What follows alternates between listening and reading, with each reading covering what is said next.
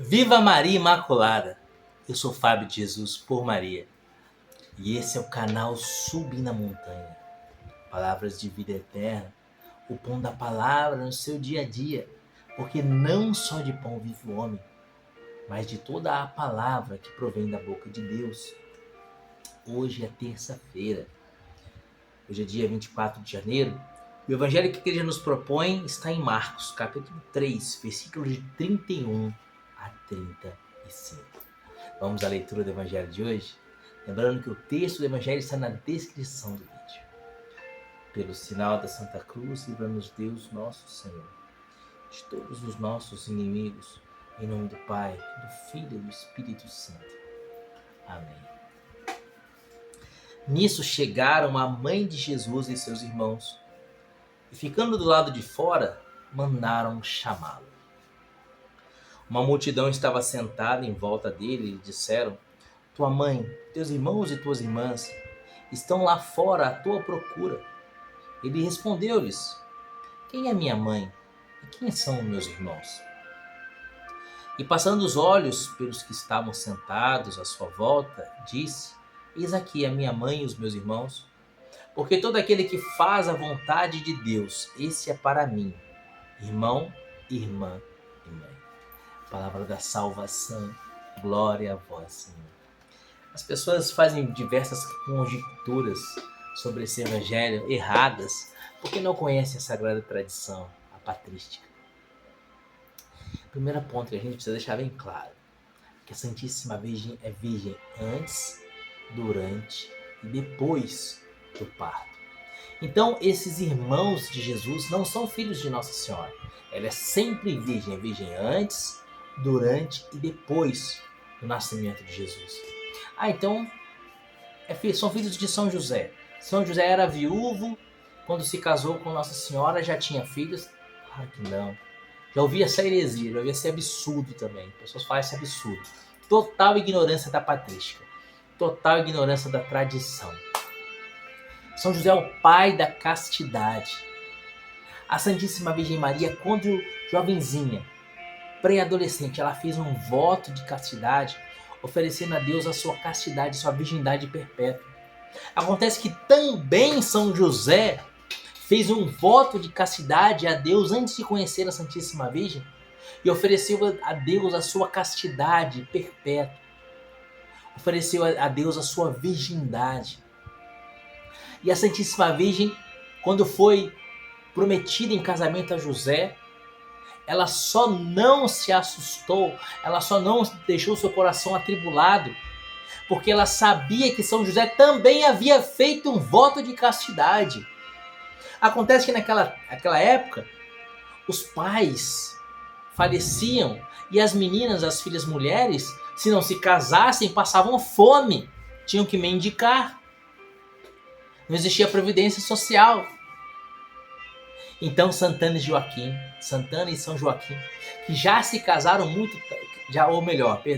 que tiveram a Santíssima Virgem como filha muito tarde, porque Santana era estéril e engravidou por milagre já idosa, assim também como Santa Isabel, assim também como a mãe do profeta Samuel, Ana.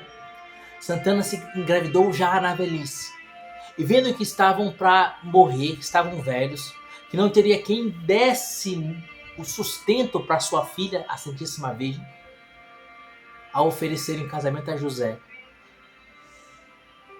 Já se sabia que José tinha esse voto de virgindade perpétua. E a Santíssima Virgem aceita, porque os dois viveriam como irmãos.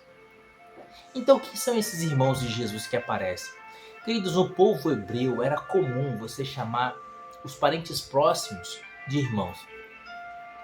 A língua hebraica é muito diferente da língua portuguesa. Aqui no português nós temos uma palavra para tio, para cunhado, para sogra, para primo, para concunhado. A gente tem palavras para diversos graus de parentesco. No hebraísmo falava-se irmãos. Irmãos. Quando era um parente próximo, quando era um tio, um primo, os irmãos.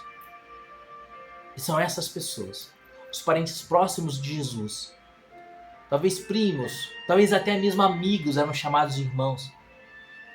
Vão com a Santíssima Virgem ter com Jesus.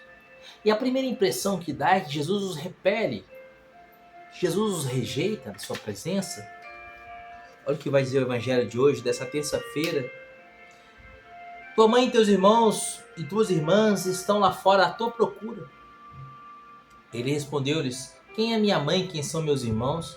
E passando os olhos pelos que estavam sentados à sua volta, disse: eis aqui a minha mãe e os meus irmãos. Porque aquele que faz a vontade de Deus, esse é para mim irmão, irmã e mãe.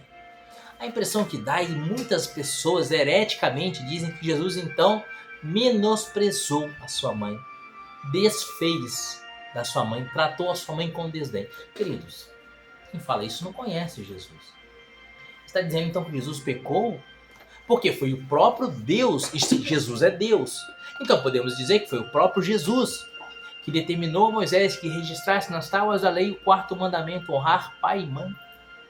Jesus, Deus eterno que se fez homem no ventre da Santíssima Virgem, assumindo a Santíssima Virgem como mãe, não a honraria? Então quer dizer que Jesus não vive, ele que legislou o quarto mandamento não viveria o quarto mandamento?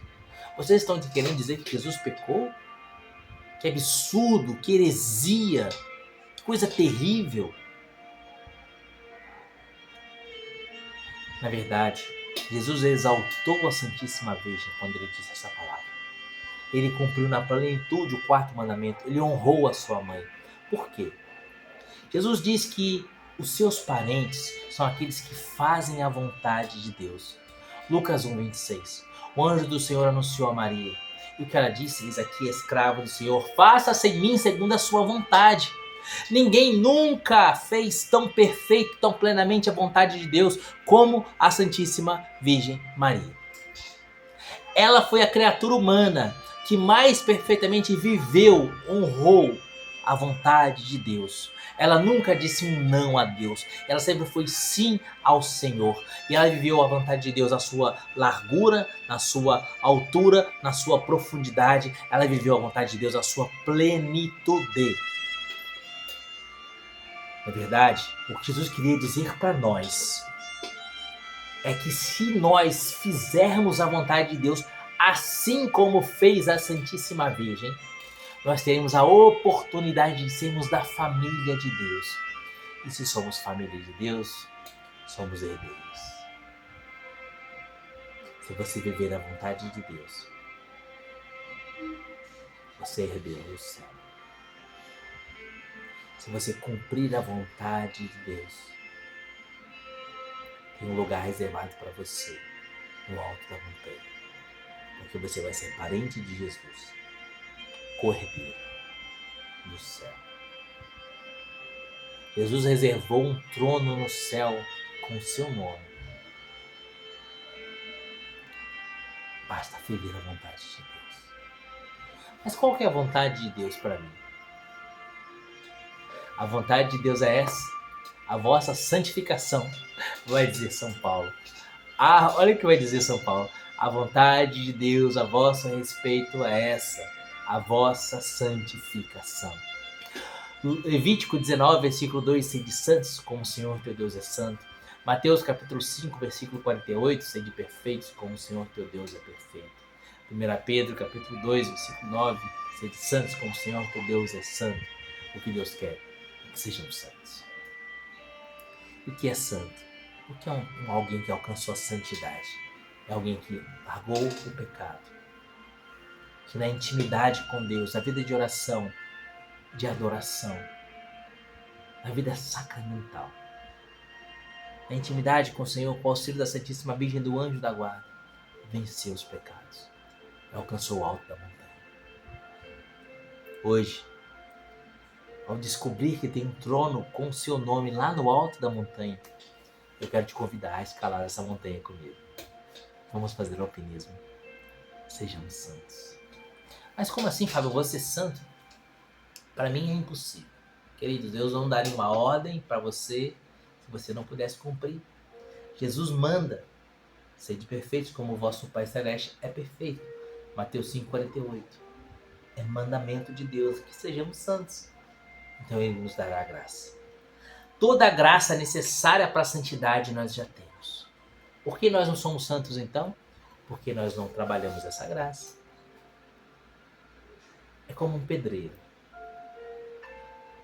O patrão oferece para o pedreiro tijolo, areia, pedra, cimento, água, um cafezinho e pão com mortadela.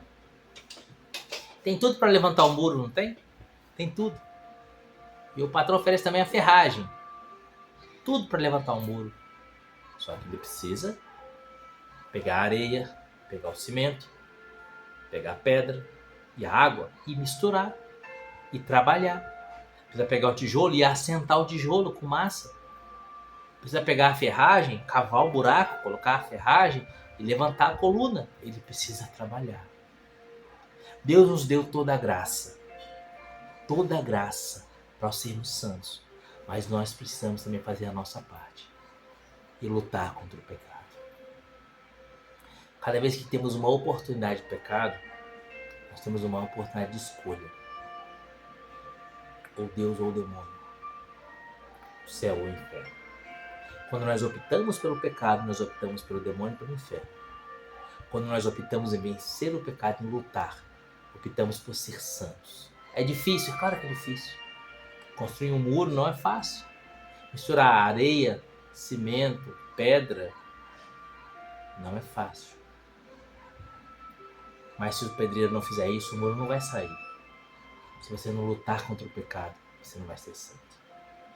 E hoje, para terminar esse vídeo, já dizemos que ser parente de Deus é fazer a vontade de Deus. Já dizemos que fazer a vontade de Deus é ser santo. Já dizemos que ser santo é lutar contra o pecado e dar trabalho. Agora, a cereja do bolo. Como fazer isso? Para vencer o pecado, fuja do pecado. Primeiro ponto, fuja das ocasiões de pecado. Por isso que Jesus vai dizer no Getsemane, vigiai e orai para não cair em tentação. O espírito está pronto, mas a carne é fraca. O que Jesus está querendo dizer? Fuja do pecado, meu filho. Fuja das ocasiões de pecado.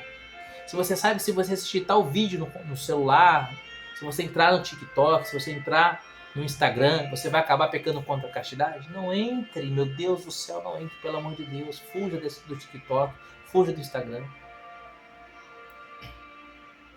Se você sabe que se você deixar o seu corpo desnutrido e ficar com muita fome, você vai pecar pela gula, coma de 3 em 3 horas, para você não ficar com fome e não pecar pela gula. Fuja das ocasiões de pecado. Fuja dos olhares pecaminosos.